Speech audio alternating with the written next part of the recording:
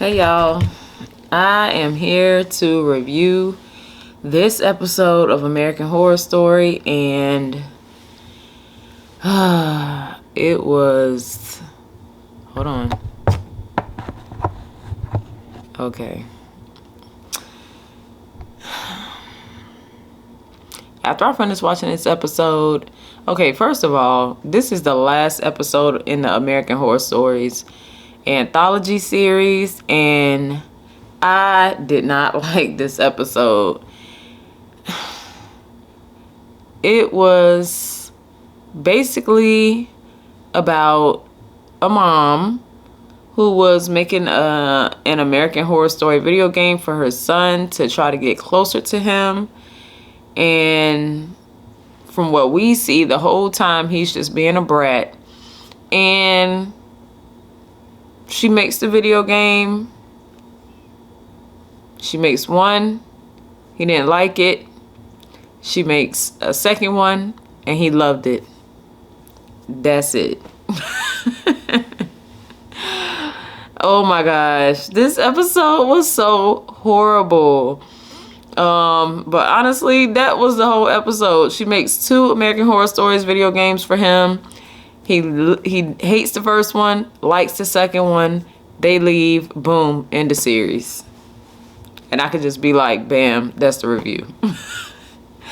Oh my gosh. Her son just irked my nerves this whole episode, okay? I just did not like it. So when we start the episode off, there's a couple going inside of the murder house. So everyone that was saying that they felt like this whole series was going to return to the murder house, you were right. They returned to the murder house in the last episode, and the way they did it, it was just did not like the ending. I just don't have anything good to say about this episode. Now, the only thing I did enjoy is that they brought back people from American Horror Story, the original murder house, and that was probably the highlight of each scene. Not each and every scene, but whenever I saw someone from the original murder house, I was like, all right, cool. I actually enjoy seeing the people from the original murder house, but I'm just going to get into it. So we start off with this couple who are haunted house junkies, and they've stayed at every haunted house that's famous for American Horror Story. The not American Horror Story necessarily the show, I believe. But I believe it's because I didn't research every haunted house that they name. So it could be houses that they used in American Horror Story. I know they did reference the one that they were at for Coven. I did recognize that one, but the other ones, I did not look those up. So they could be American Horror Story haunted houses, or they actually could be famous horror murder houses for America. So it could be American Horror Story haunted houses. I do not know. I honestly don't even care for this episode. I will research that later, but for now, they are haunted house junkies. They visited other haunted houses. They are going to stay in murder house for a night because they rented it as an Airbnb. They stay there, and they're kind of walking around the house. They get in the house. They're looking around. She has a flash of the guy in the black suit, and she's like, whoa, what was that? And he was like, and you know, she jumps when she sees that, but it's only for a split second. And her boyfriend's like, oh, what happened? And she was like, no, I'm just so happy to be here. So they go into the kitchen, and I don't know if it was just me, but I thought there was like a whole bunch of like poop spread all around on the kitchen, the island in the kitchen. But then we found out that they were black roses, and they're like, okay, follow the black roses. They follow the black roses, the trail of black roses that lead upstairs, and they end up in the bedroom. There's, he takes off his jacket and reveals that he has on the green striped shirt that Tate wears in Murder House, and she's so turned on that they just hop into the bed and they're all over each other. But the guy ends up being like a 1 minute man type deal. So he's like, oh, I'm so sorry. I guess I didn't mean to finish so fast, whatever. And she was like, it's cool. So in the next scene, they're smoking, and then they start hearing noises. So they're kind of following the noises throughout the house. It leads them down into the basement.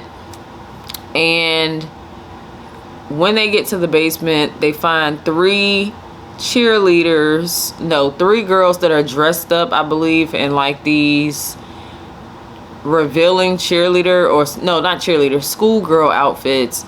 And they're like, please let us out of here. Oh no, we can't get out of here, we're stuck, you guys need to get out of here.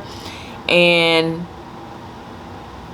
they flash back to when the girls originally got in the house, when they came trick-or-treating. Mind you, these girls they're like 18 and 19 years old, and I guess we're supposed to believe that they were trick-or-treating. And they knock on the door. The guy therapist, he answers the door, and he tells them like, look, get out of here, you don't want to be here. He walks away and he kind of slams the door, but it doesn't close all the way, so they go in anyway. Like, yeah, just regular people just walk into strangers' houses, and they end up getting killed in the house. So now they're stuck there. So in the course of that, the guy and the girl who have rented the murder house as an Airbnb, they end up starting to be attacked by all of these ghosts in the murder house. The guy gets killed in the basement, and the girl actually makes it upstairs, but she ends up being killed also. But then after she's killed, this big game over thing pops up, and it's like, oh, you did not escape the murder house. So then we go to this other scene where the boy is actually playing a game, and his mom's watching him, and she's like, so how did you like the video game? And he's just like, I hated it. The girl ends up being killed by Twisty the clown, who doesn't even belong in the murder house. So that's the first video game that she hired this big team of people to create. And her son ends up hating the game because the right characters are not in the game. And they just go on this long thing about her trying to get closer to her son. And she's trying to get closer to her son by creating an American Horror Story video game for him. He hates the first one. She's hired all these people to make the game. So he curses her out and basically says, I'm leaving to go live with my dad. So I guess his disappointment in the game got him so upset with his mom that he ends up going to live at his dad's house. So in the course of the episode, his mom's like, oh my gosh, how can I be closer to my son that's being a butthole to me and that's super ungrateful? And she goes to actually visit the murder house, and she puts in a bid to buy the house. So in the course of that, she's kind of walking around. She's trying to find the spirits in the house because she wants to get a feel of the vibe of the house.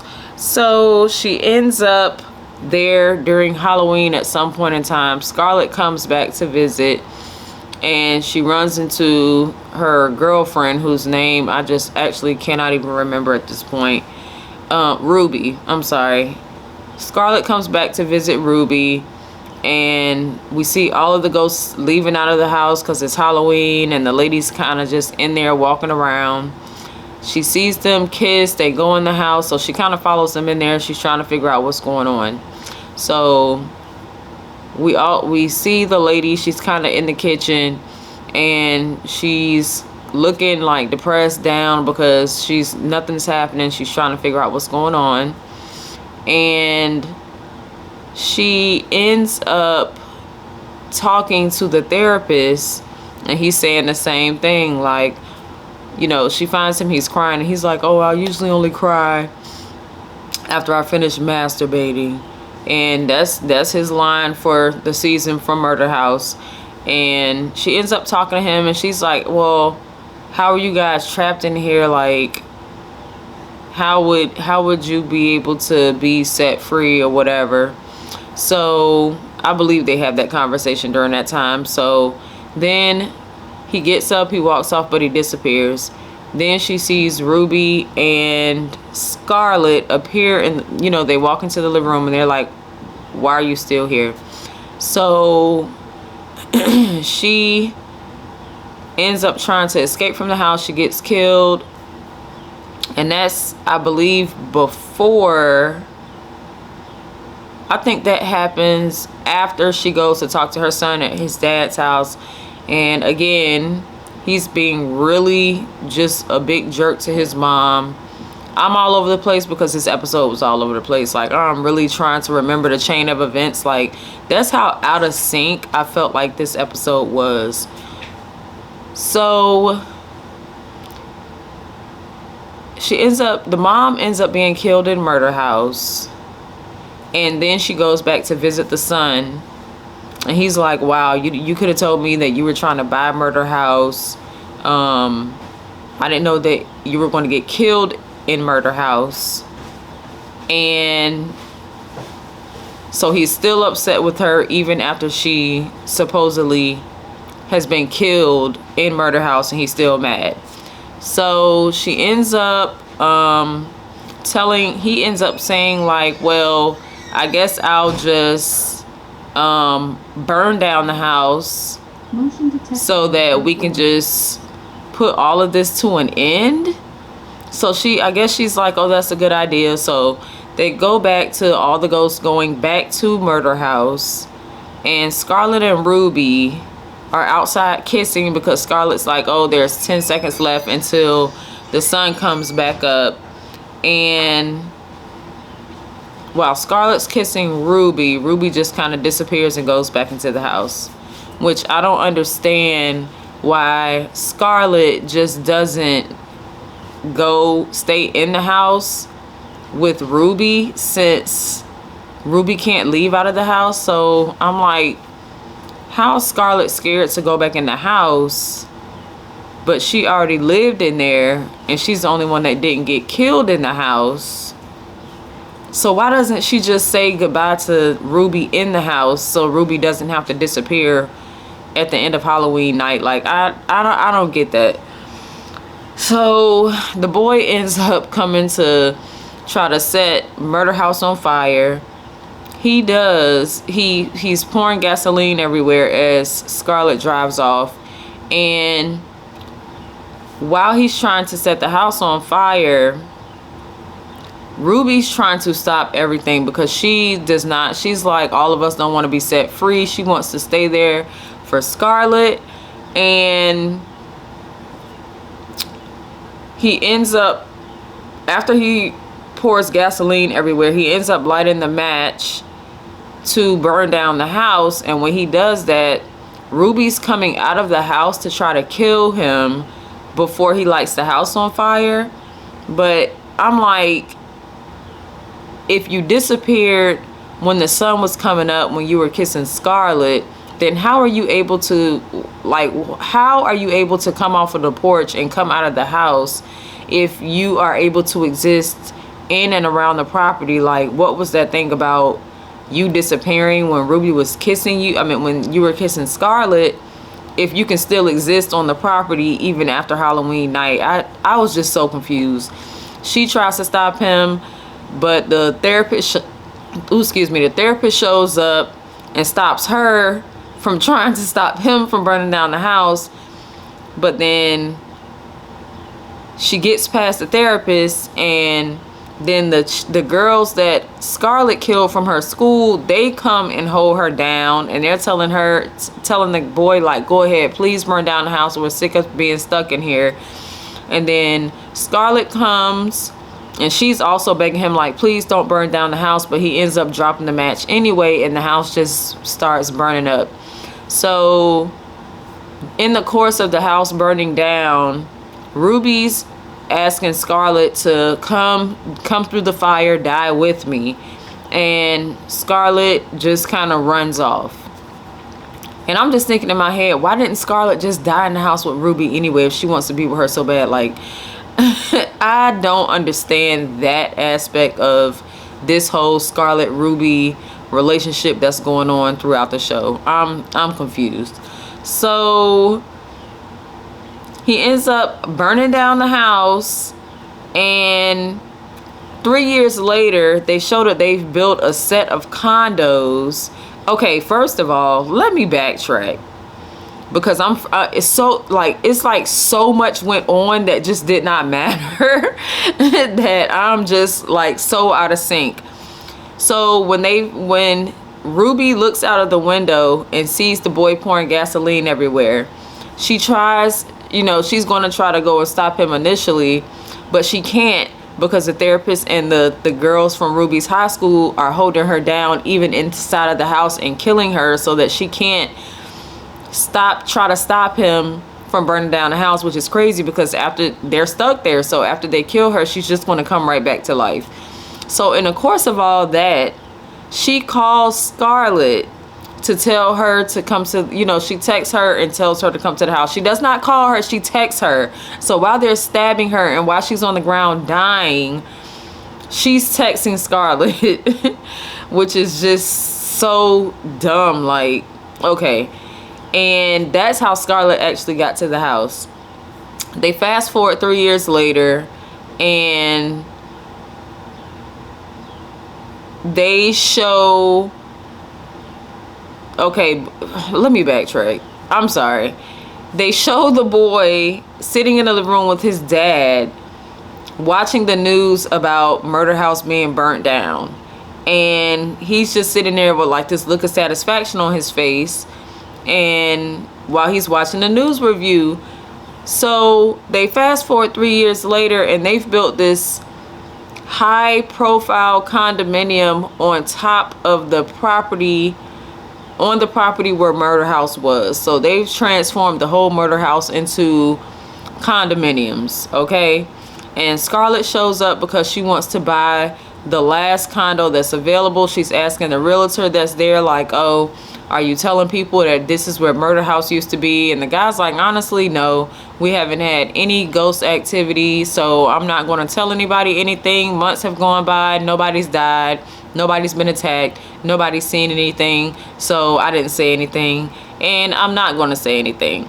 And Scarlett's like, well, I'll buy the house, I have $1 million cash. And he's like, how do you have $1 million? How did you come into this money? And she's like, oh, well, I'm an assassin and I'm semi-retired, so I kind of got this money from just killing people. And he's like, all right, cool, house sold. And I'm like, that is so unrealistic. Like, is that all I had to tell my landlord? Is like, oh, we're gonna pay the whole 2 years that we'll be in our house in cash because we're assassins that's semi-retired. So they would just be like, all right, cool, we don't need a background check, we don't need to check your credit, we don't need anything, we'll just take your cash, and then you guys can just come and move in. But that's besides the point. The guy just took her word for it, and she ends up moving inside of the new condo that was built on top of Murder House, and she's kind of just in there just living. She moves in, she brings all of her assassin weapons, and she's in the tub. She's calling out for Ruby. Ruby's not showing up, so she goes get in the bed, and as she's laying down, Ruby appears, and she's like, oh, now we can be together forever. But in my mind, I'm like, Ruby, just kill her. Just kill her so y'all can be trapped in the house together. Like, do you really love her so much that you're just not gonna kill her so she'll be trapped there with you? Or do you think she's gonna hate you like everybody else got over it after they were killed? Even the mom, she just got over it, went to go visit her son, like, oh, I'm sorry I didn't tell you that I was buying Murder House. Like, I'm like, just kill her already. I mean, you want to be with her forever, just kill her. Like, Scarlett didn't move into the house the first time, so why would she move back into the condo with trying to figure out if the other ghosts were there or if they had been set free? But Ruby explained to her that she actually saw some of the other ghosts kind of pass on after the house was lit on fire, because that freed all of the spirits and the souls. So they end this episode with Ruby and Scarlett. They're laying there, they're in the bed, they're so happy that they're finally together, and they're just laying there kissing, being happy. And then now it says game over. So they go back to the mom and the son sitting in the living room, and she's like, okay, so do you like this game? And he was like, oh yeah, I loved it. And I'm just sitting there like, that's so ironic, because I have hated this whole episode. This whole episode just sucked. It was so horrible. I did not like the mom being so obsessed trying to impress her son to the point where she's like spending all this money on game developers to try to get closer to him. Like, girl, like, you are just doing so much. I feel like the boy is a brat. He's a brat. He's disrespectful. He's cursing you out in every other scene. But it just so happens that he likes the version of the game that you made where you die in it. He has to set Murder House on fire. But then it comes out of all of that just to show us that it was just a video game that she had made. And Murder House still exists. So, yeah. I did not like this episode. I thought it was all over the place, just like this review was all over the place. That's how the episode was. It was all over the place, and it kept showing it, and then it would come out of it, and then it would show us more, and then it would come out of it, and it's almost like one of those whole movie. You watch a whole 2-hour movie, and then the person wakes up, and they're like, "Oh, it was just a dream." Like, what? Oh gosh. I don't know. I just can't stop saying I didn't like the episode, because I didn't like the episode. That was it. That is how they chose to end this anthology, with that episode, with that idea, which was the craziest idea.